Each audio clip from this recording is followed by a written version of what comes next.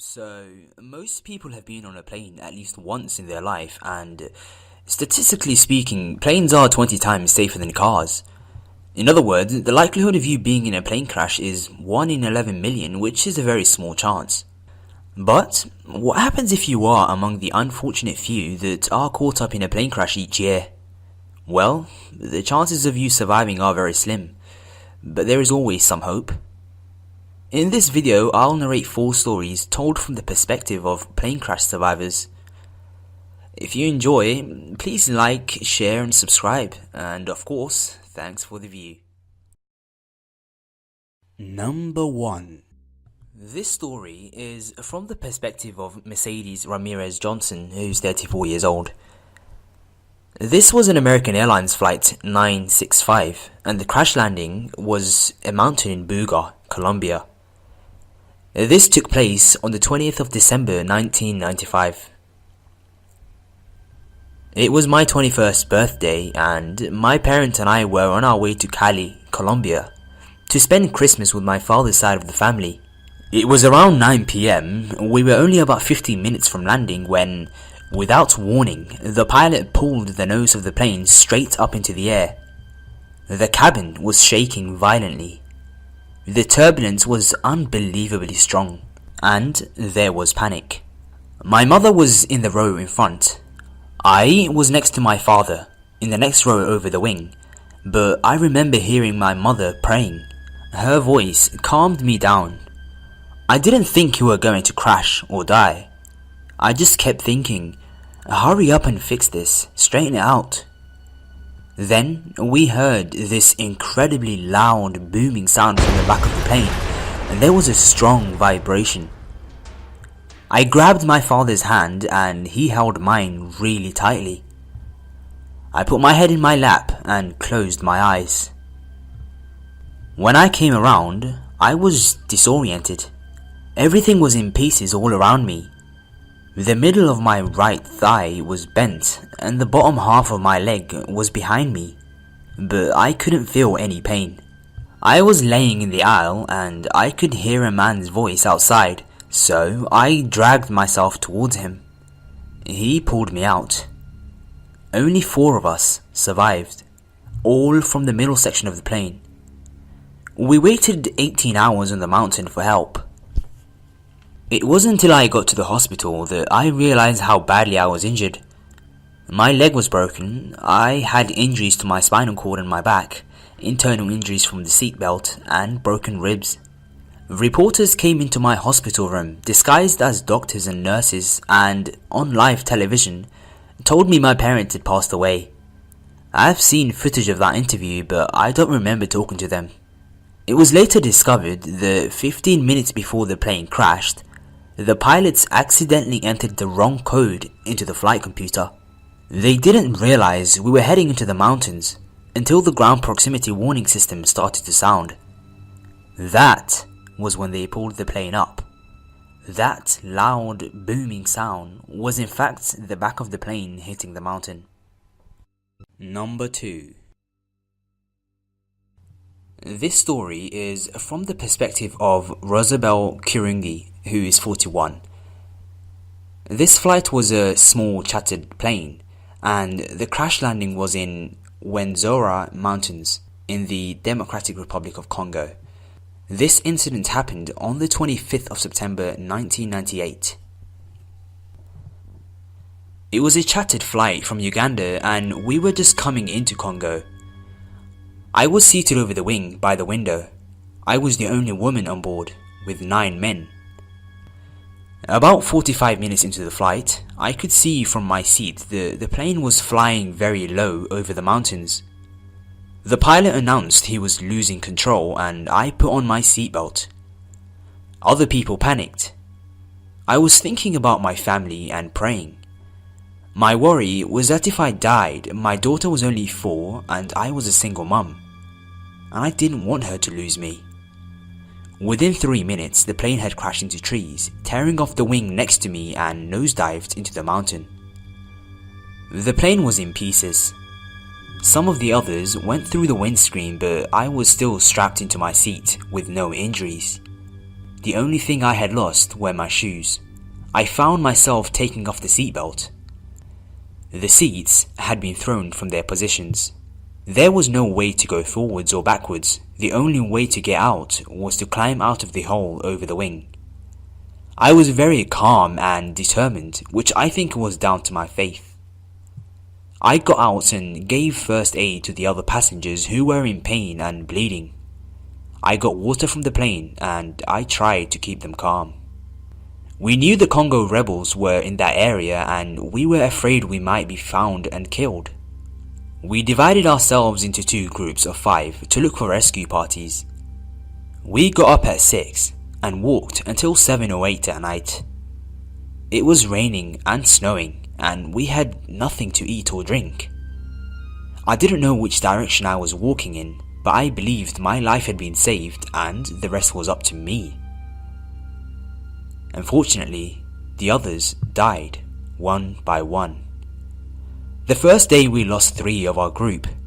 They did not have the strength to keep going and disappeared into the jungle. By the 9th day, I was on my own. I was finally rescued on the 10th day of walking by a UN organization and people from the Ugandan army. They couldn't see the plane crash site from the air, so they had to send a group out on the ground. By the time they found me, I had walked more than 100 miles. On the walk, I had developed gangrene, which is basically a bacterial infection that causes decomposition of body tissue. The medical facilities where I was rescued were inadequate. I was later airlifted to a better hospital, but by then my toes were turning black. They had to amputate both of my legs below the knee. I look back in a very positive way. It happened for a reason. I learned to walk again, learned to drive, and did a degree. I even still enjoy flying. Number 3. This story is from the perspective of Fred Jones, who's 58 years old. He was the co-pilot in a Piper Cherokee, and the crash landing was in Shropshire Hillside. This took place in 1988, the 2nd of April. When we took off, it was a lovely clear day, very cold. We passed the Long Mind, a small mountain range. Suddenly, the side windows froze up and you couldn't see through them. I was the co-pilot. The pilot, Ken Turner, said through the headset, "Feel your controls?" It was as if they'd been welded up. Ken was quiet, and so was I. I was trying to think what to do. We were hitting the controls, trying to put the heater on, but nothing worked. Then, the engine started to miss. The carburetor had frozen up and the fuel had frozen in the lines. We were in freefall. The next thing I heard was Ken putting out a mayday out on the radio. Going down. Up my back, I felt a cold chill. Neither of us said an awful lot. We didn't panic though, but it was very chilling. We didn't have parachutes. We couldn't open the door in any case because it opens against the wind. I didn't even try to get into a protective position because at the speed we were going, it was pointless. If you're on a collision course in a light aircraft and fate isn't with you, you've had it.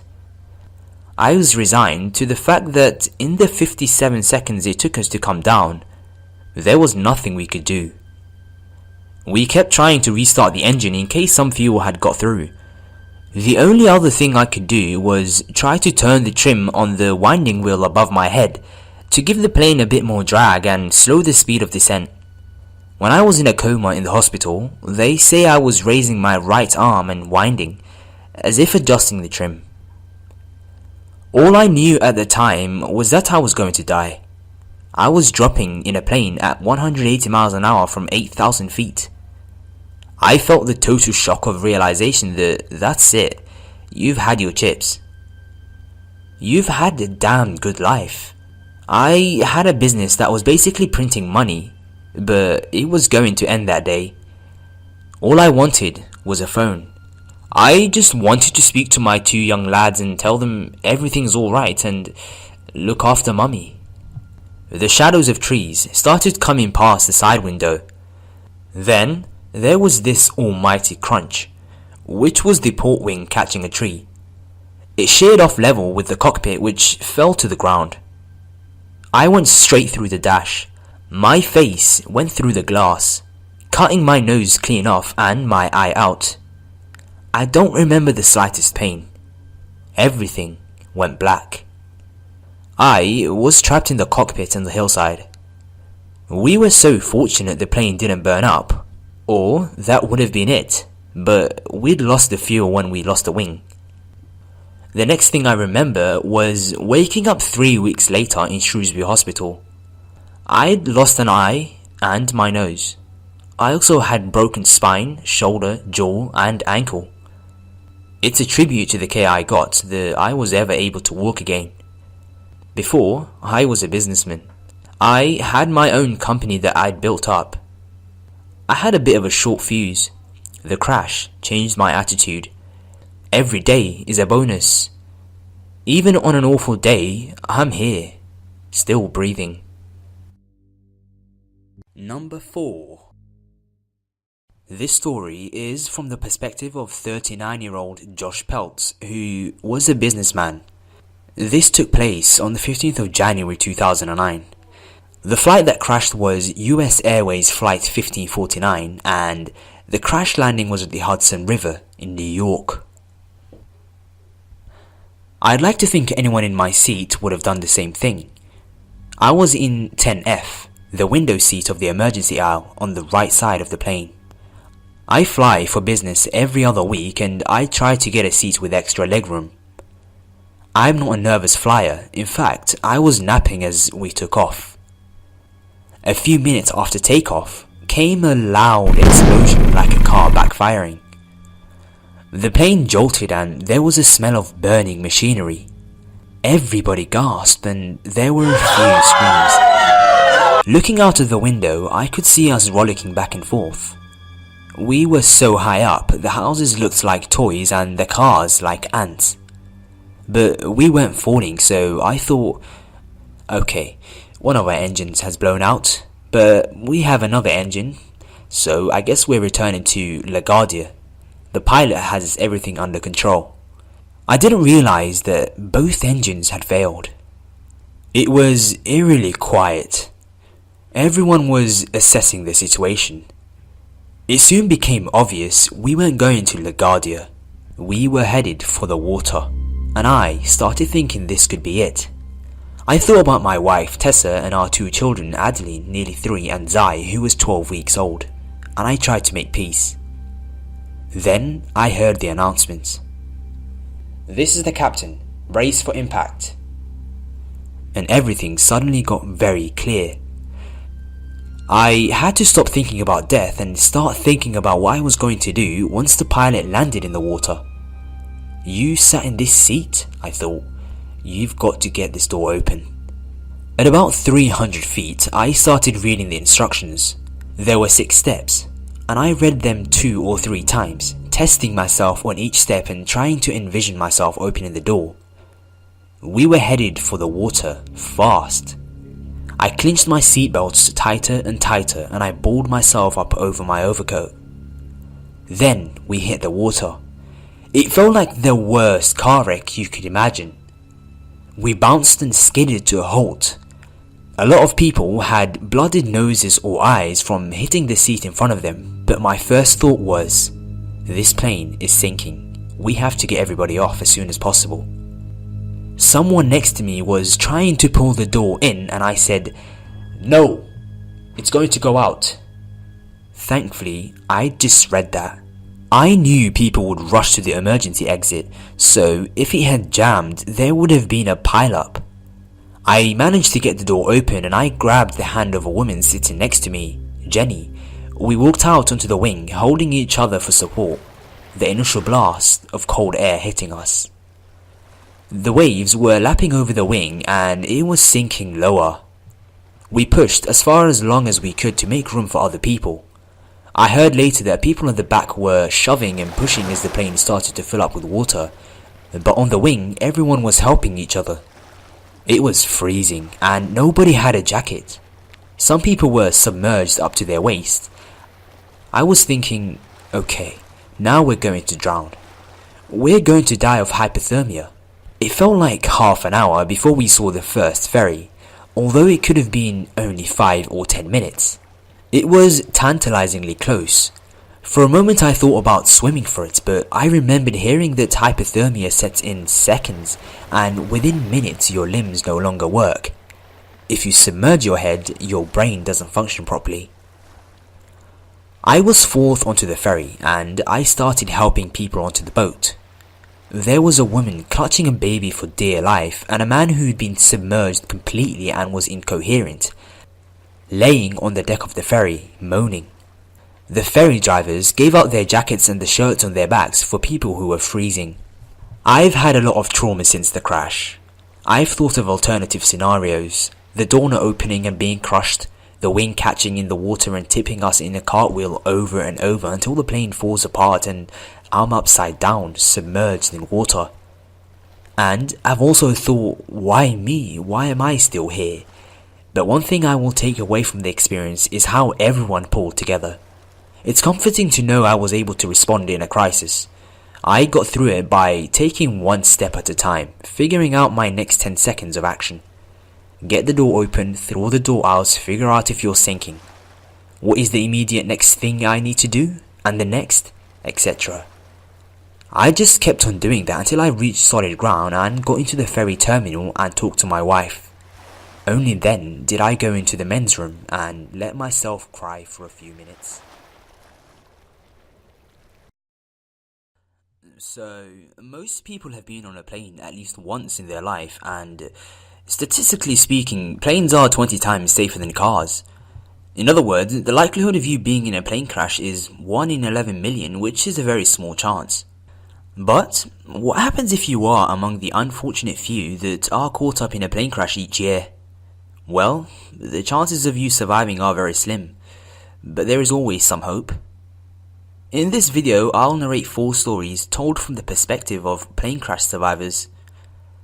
If you enjoy, please like, share and subscribe, and of course, thanks for the view. Number 1. This story is from the perspective of Mercedes Ramirez Johnson, who's 34 years old. This was an American. I didn't think you were going to crash or die. I just kept thinking, hurry up and fix this, straighten it out. Then we heard this incredibly loud booming sound from the back of the plane, and there was a strong vibration. I grabbed my father's hand and he held mine really tightly. I put my head in my lap and closed my eyes. And without warning, the pilot pulled the nose of the plane straight up into the air. The cabin was shaking violently. The turbulence was unbelievably strong, and there was panic. My mother was in the row in front. I was next to my father, in the next row over the wing, but I remember hearing my mother praying. Her voice calmed me down. American Airlines Flight 965, and the crash landing was a mountain in Buga, Colombia. This took place on the 20th of December 1995. It was my 21st birthday, and my parents and I were on our way to Cali, Colombia, to spend Christmas with my father's side of the family. It was around 9 PM, we were only about 15 minutes from landing when